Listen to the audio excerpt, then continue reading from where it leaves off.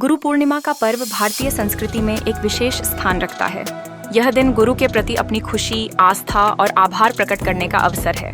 विशेष रूप से महर्षि वेदव्यास की जयंती के अवसर पर, जो भारतीय ज्ञान परंपरा के स्तंभ हैं, उनकी अद्वितीय कृतियों के माध्यम से, जैसे महाभारत और वेदों का विभाजन, हमें गहराई से जीवन और धर्म का बोध होता है।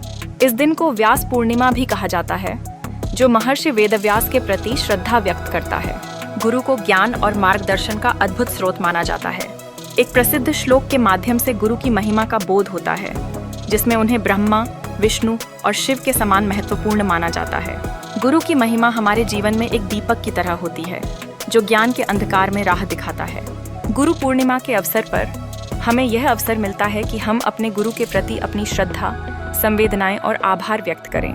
इस दिन का एक और अद्भुत पहलू यह है कि यह न केवल हिंदू धर्म के लिए महत्वपूर्ण है, बल्कि बौद्ध और जैन धर्म में भी इसकी विशेष मान्यता है। बौद्ध धर्म में भगवान बुद्ध ने इस दिन अपना पहला उपदेश दिया था, जिससे धर्म की प्रवर्तन शुरू हुई।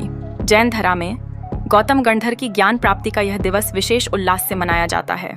इस प्रकार गुरु पूर्णिमा एक ऐसा पर्व है जो हमें एकजुट करता है और हमें ज्ञाता और ज्ञानी के बीच के संबंध को समझाता है। गुरु पूर्णिमा मनाने की प्रक्रिया भी अत्यंत महत्वपूर्ण होती है।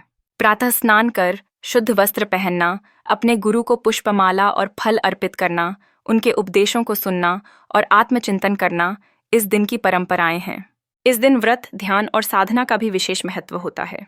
आश्रमों और आध्यात्मिक संस्थानों में इस दिन विशेष कार्यक्रम, सत्संग, प्रवचन और भजन संध्या आयोजित होती हैं।